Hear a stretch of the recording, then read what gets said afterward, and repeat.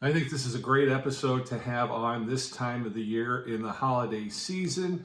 I interview Roseanne Forte, who's been on the program before, and she's back, and she's going to provide 5 tips for being alcohol free during the holiday season.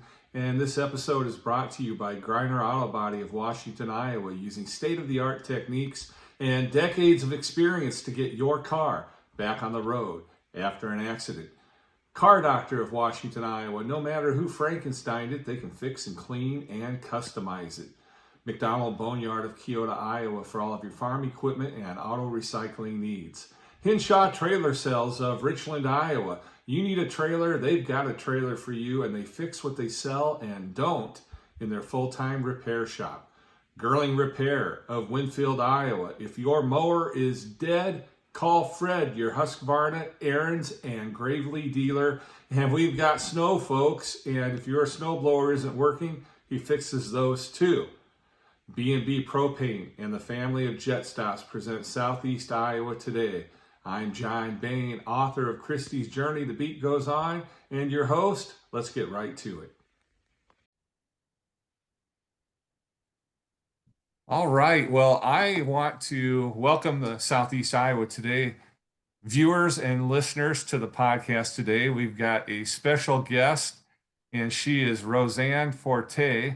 And Roseanne, welcome to the program.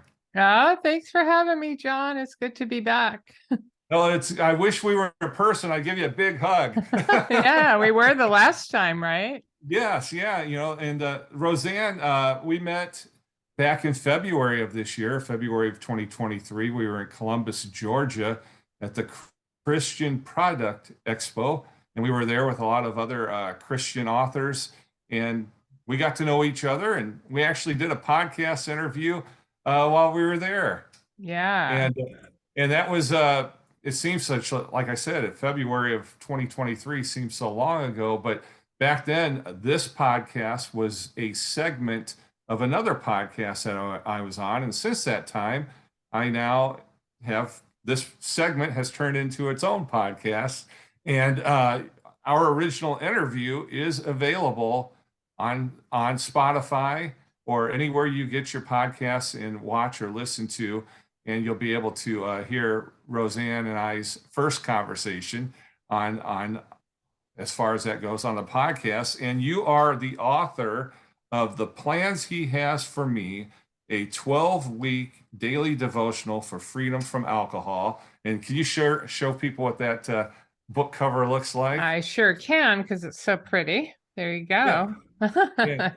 And I'll tell you, we discuss how you wrote that book and how it came to be in our other podcast interviews. So I encourage folks to go back and listen to that.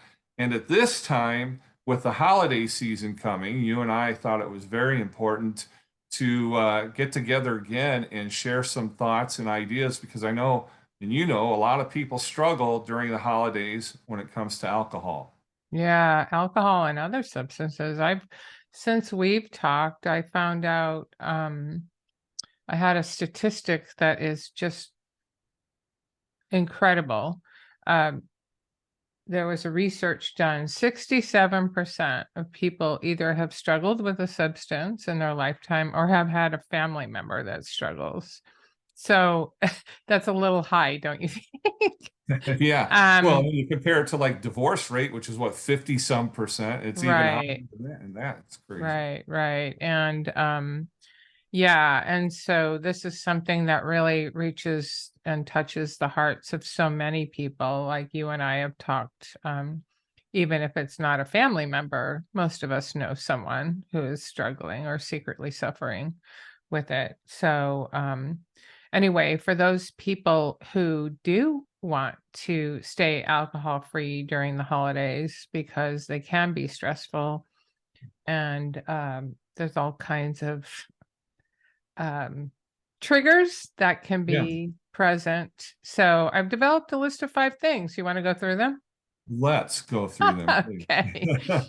Number 1, and I do have this article on my website, www.theplanshehasforme.com. But number 1 is like being 100% all in. And people, this seems so simple, but if we're 99% certain that we're going to be successful, that 1% can be a bugaboo.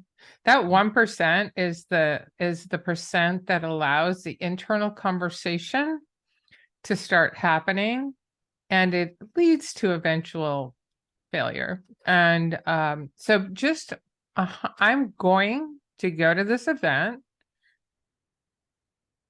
and I'm not going to have alcohol. Just getting your mindset right about making it through to the other side. That's number one. And I did have I did a newsletter, and I had a couple of responses where people go, "Oh my gosh, that's the part that was missing for me." So Wow. hopefully that's How, I mean, hearing it and hearing the small number, that 1%, that 1% though can be Mount Kilimanjaro. How do you get over that and through that so that you can go there, be there, right.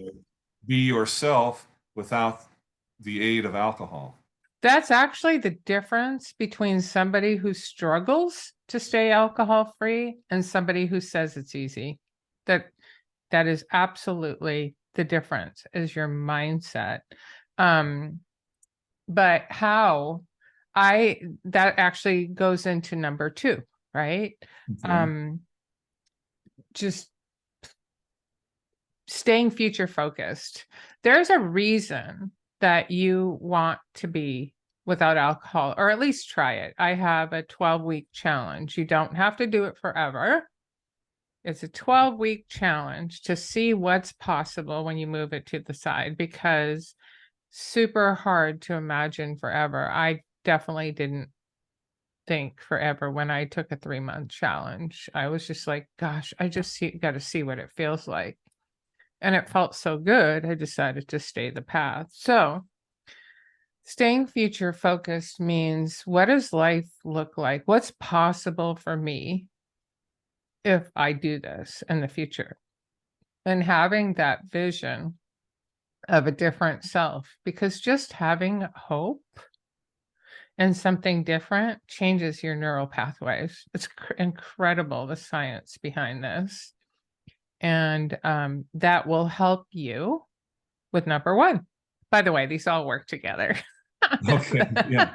Yeah. Yeah, that'll help you with the 100% all in. Like, I want to see what's possible. I could lose weight. I could develop more connection with my loved ones. I could I could go back to school. I could,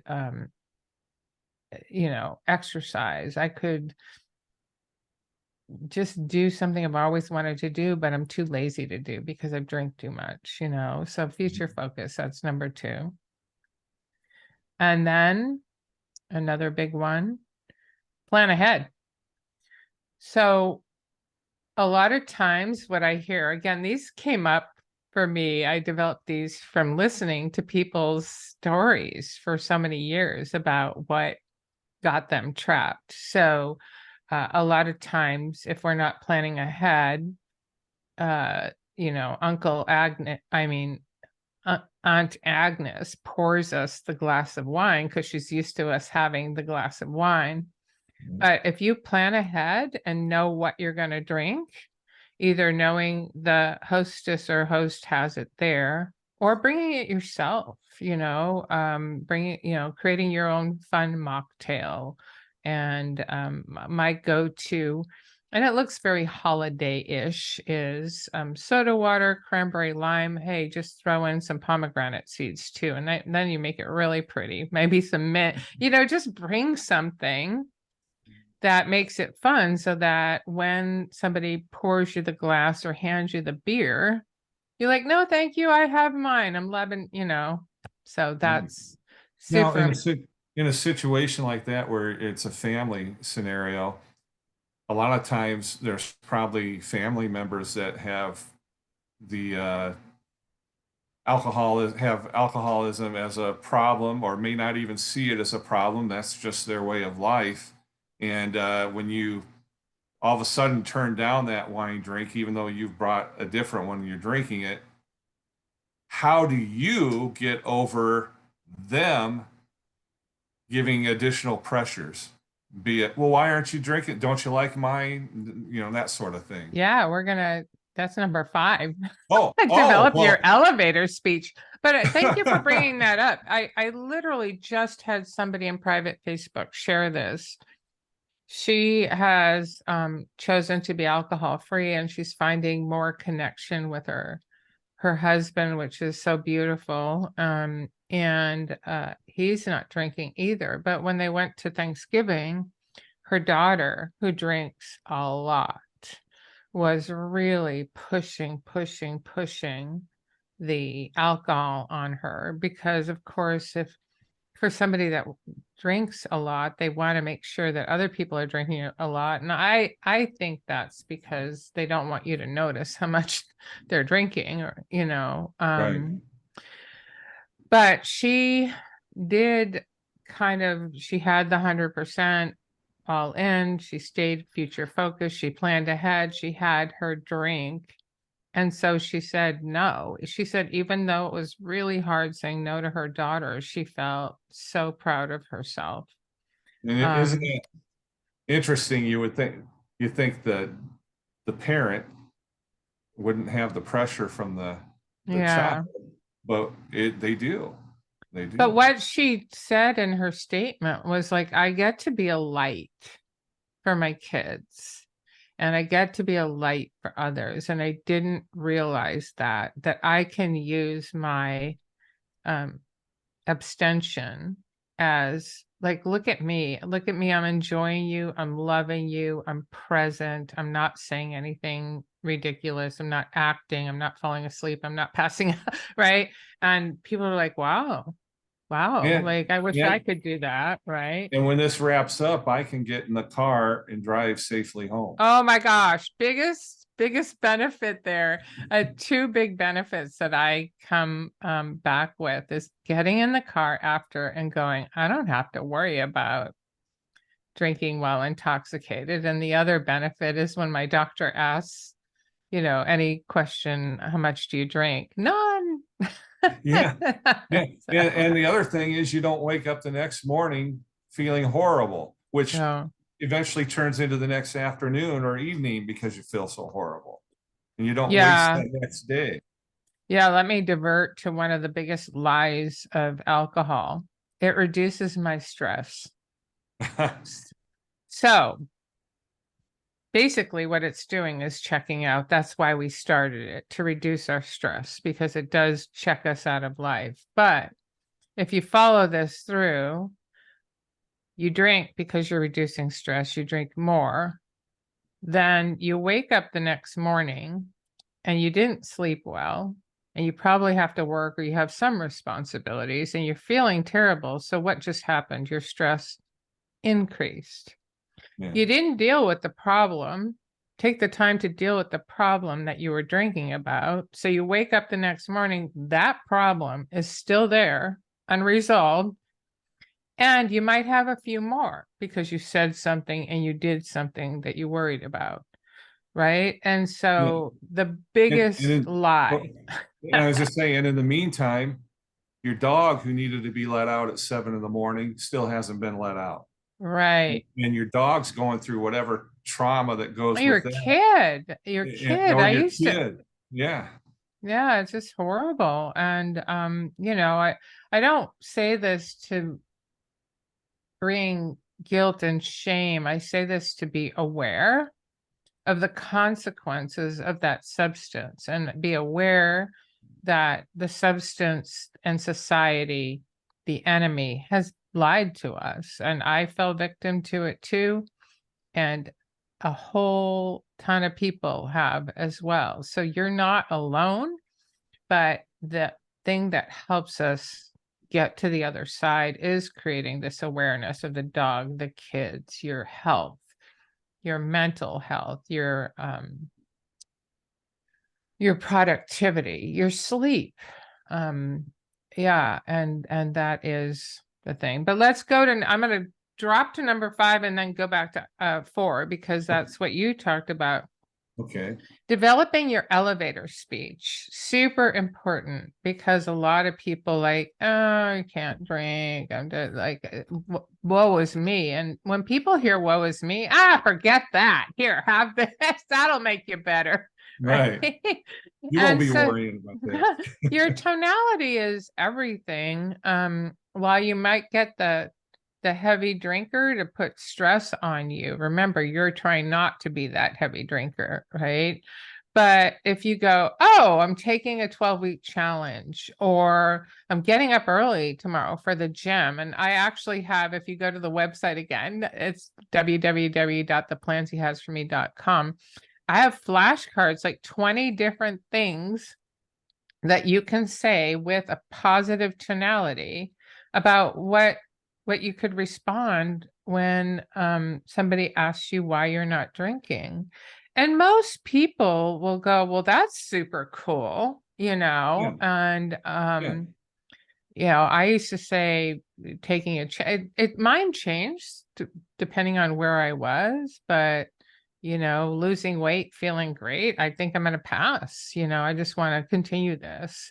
Or, gosh, I have an early morning meeting, or there's just a lot of things. But in advance, this is preparation. This is why I love to talk about this, because it's all preparation that goes into being successful, and through that experience. And so knowing what you're going to say in advance with positivity, because you're excited about being future focused and you're excited to be making it to the other side. So that's Yeah.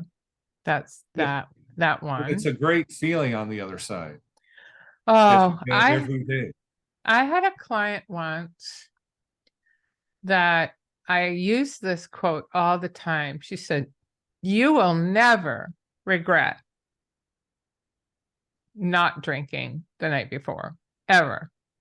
And I will say the opposite. If your intention is not to drink and you do, you will always regret drinking the night before. So I love to bring awareness to, whenever you say yes to something, it means you're saying no to something else. Whenever you say no to something, you're saying yes to something else. So we have to be careful of our yeses and nos.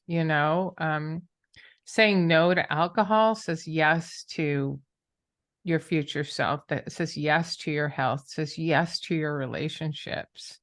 Saying yes to alcohol means saying no to all those things. And that works for everything in life, right? Yeah. It's Very just much so. boundaries, and saying yes to watching TV says no to doing doing the dishes. It applies to everything, but I love it because it really applies well here. Yeah. And you summed it up wonderfully, because I was thinking while you were explaining this, I'm like, you could take alcohol out of the topic and put another topic into this advice and get the same benefits and results of whatever that is. Absolutely. Absolutely. And just sharing that. Actually, I hadn't thought about sharing this. I have an article on my website too. I developed something called the LIE acronym, LIE, and it's look, intercept, and explore. So look at the story. When you get a craving, you look at the story you're telling yourself and identify its false nature, i.e., I need this to stress, to solve for stress. I need this to fit in, and you already know it's a lie, right? So it's just a reminder of the lie that you keep telling yourself. Intercept that thought with a vision of your future self, the one God created you to be. There's, wait, I'm doing this because there's somebody else I want to see, and explore alternative activities or thoughts until the craving goes away. LIE. So, and if you kind of, again, the art, I have that article on my website too, but really, uh, really helpful. I use it myself when I go to the refrigerator. Yeah, Oh, there you I honestly, and now that I've practiced it, I just say lie. And oh, I turn around, you yeah, know, because that's there's, cool. yeah. So anyway, um, and then the last thing is creating accountability. Yeah. Man, if there's anything that gets in the way of our ability to change any habit, including alcohol, it's it's keeping the story in your head, right? It's like bringing your intentions out is bringing things into the light. And so when you tell somebody, I'm not going to drink at this event, it just changes the game. If you stay in your head, the chances that, this is the difference between people who want to succeed at this and people who aren't sure. Absolutely. And so the accountability can be formed with a group of people that you trust, friends. I have a private Facebook group that for people who buy the book, I mean, you can go, hey, go into this. I'm going to come out alcohol free. The person you're going with, if they're supportive, tell them, I am not going to drink at this event. And, or a family member that's there in advance. When you say in advance, it sets you up for all the 100% for being, and there may be moments of discomfort, especially if it's your first time, because you are changing neural pathways and you're changing what your mind is used to and creating, you're renewing your mind.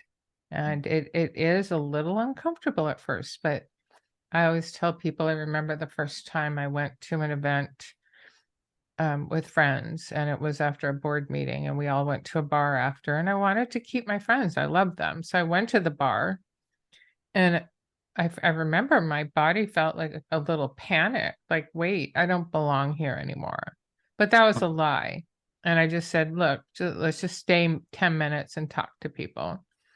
And once I started to talk to people and engage in conversation, I totally like, oh my gosh, I do belong here. It's just getting through that initial discomfort and that story that is a lie. I don't belong here. I did, and And I had fun and I stayed for an hour. So yeah. I was just saying, your friends probably didn't care if you were drinking a 7 Up or anything else. Oh my gosh, thank you, John. They did not. They did not. They might have asked, like, why aren't you drinking? I don't, but that my biggest focus of the night, but they didn't care, especially after the first drink. They don't know if I have vodka in my glass or not. You know what I Right, mean?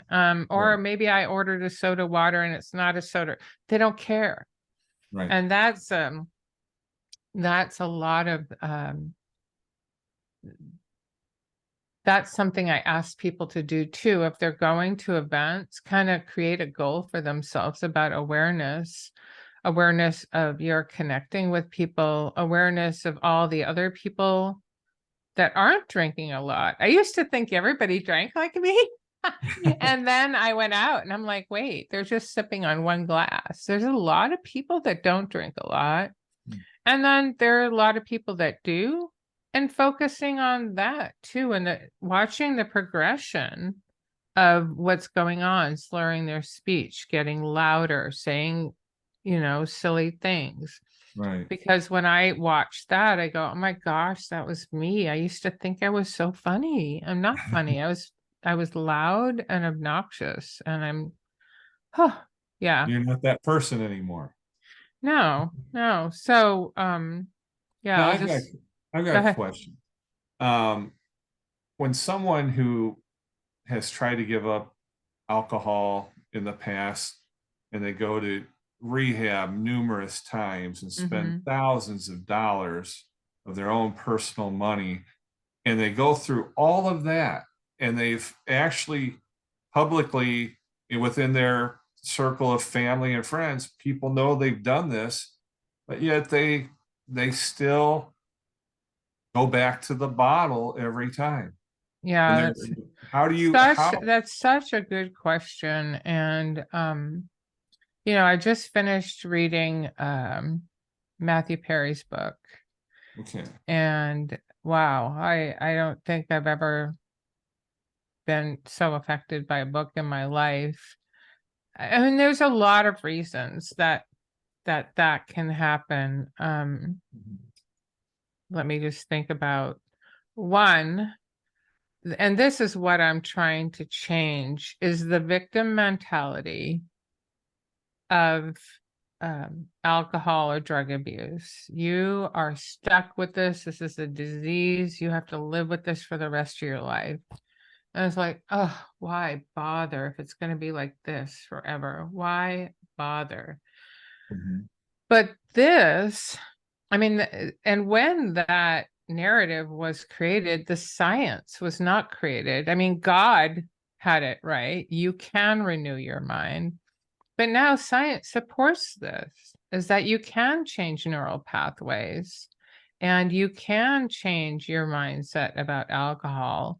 And I can choose alcohol or not choose alcohol. I can choose chocolate cake or I can not choose chocolate cake. They're the same for me. They both have a little bit of romanticism Mhm. involved. And then I go, well, there's a consequence to that. And it's not like I'm a victim to it. And so I think rehabs are changing as well.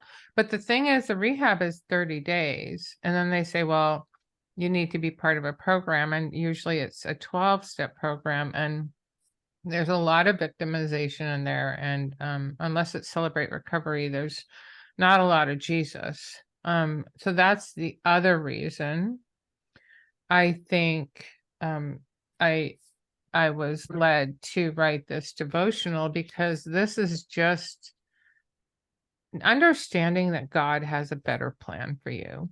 That all you got to do is get out of the way. I went from being diagnosed with major depressive disorder. I didn't even know that was a diagnosis. And that means I was pretty deep down into the black abyss.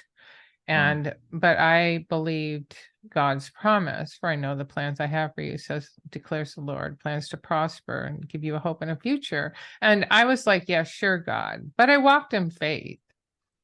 And I think when people learn to follow him like daily and they know there's a plan, oh my gosh, I feel better. I feel connected with you. Your word is truth. I was ignoring it, that kind of stuff. Mhm. Um, and then getting back to Matthew Perry and your question, I think there's another observation I had after reading his book. Okay. Matthew Perry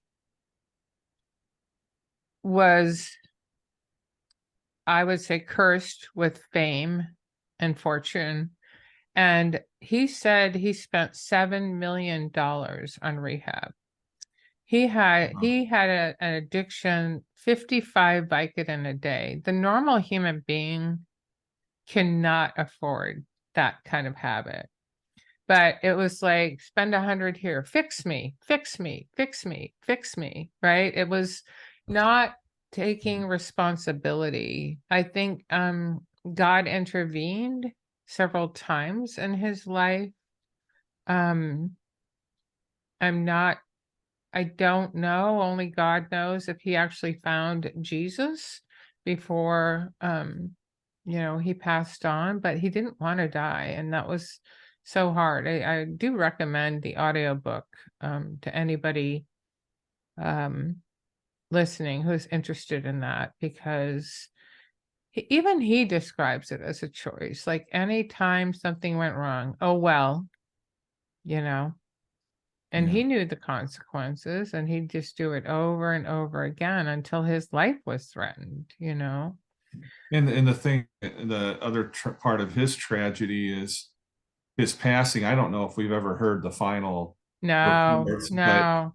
I have a sneaking suspicion that even though he might have been on the right path when he died, he abused his body so badly. That's exactly it. It was either or if not drugs, I think a jacuzzi will have consequences to an already very sick body, which he Right. had. So just heartbreaking. Yes. But he left his story, his book is being read. I don't, I only read it because he passed. And so hopefully his legacy and teaching people something about drug and alcohol abuse will. And I giggle a little bit about this only because he's a funny guy, but he Mhm. gave up alcohol first because of what he describes as a God experience. And he gave up drugs because he was told that if he did drugs again, his bowels would explode. Like they already had once, but he would have Right. to live with a colostomy bag. But he was also told I guess he was a heavy cigarette smoker too. And so was I. I used to smoke 2 to 3 packs a day. I quit, Wow. I can't remember, 18 years ago, but I was definitely going to die. And at the end of it, he goes, "You got to be kidding me. Cigarettes are harder than drugs and alcohol." And that made me laugh because it was hard for me to quit cigarettes. So I do understand addiction is to have a cigarette first thing when I got up in the morning and last thing before bed, and I needed pharmaceutical help to stop. So, and what I And want to tell people is I wasn't a cigarette-aholic, I wasn't a smokeaholic, and I'm not in recovery for the rest of my life. I quit because it was killing me. And that's kind of the narrative I have about alcohol. I quit because it was so toxic to my life that I'm choosing. I'm now able to understand now that my brain is rewired. I do feel like a different person, but I can look at something and go, yeah, I could do that, but don't ever want to go there again. I could do that. Don't ever want to go there again. Could eat chocolate and you cake. think about all of that, and everything that it does to your health. Think about it, what it does to your bank account too. Oh I my mean, goodness. I'm not sure how much cigarettes cost a pack, but I think they're like close to $10 or something. And you get like what, 20 cigarettes in there. You go get a drink at a bar or a restaurant. How much does that cost? Just one drink. You go to a One. major league baseball game and buy a bottle of beer for $7 to $10. It's That's crazy. that's the other thing I try and create through my programs is this awareness because I live in Scottsdale, so maybe it's a little bit more expensive here, but I went to a holiday party last year and I went up to the bar with a woman and I ordered my tonic water, lime and soda, and they charged me $5 for that. So most times it's free, by the way, at a lot of bars. But she ordered a single glass of wine. It was $15 before the tip. I was like, oh my gosh, I'm so grateful. I can go Yeah, out to dinner. I have saved a fortune. And yeah. we did this in a coaching group one time. What's the cost of alcohol? And somebody goes, I was a cheap drunk, $10 a day. And I'm like, I knew her and I knew that she wasn't giving this her like full attention. And I said, well, how much did you spend when you went out? Include that when you're going out to a bar or restaurant. She goes, well, there was that time when I used to take my mother out once a week and we'd each have, a couple of drinks, and then I'd finish her second drink because she didn't know better. And she goes, that was $80 a week. And I'm like, and then there was a time at the casino when I drank too much and I needed to get the hotel room. I'm like, the hotel room? How much extra did you gamble when you drank?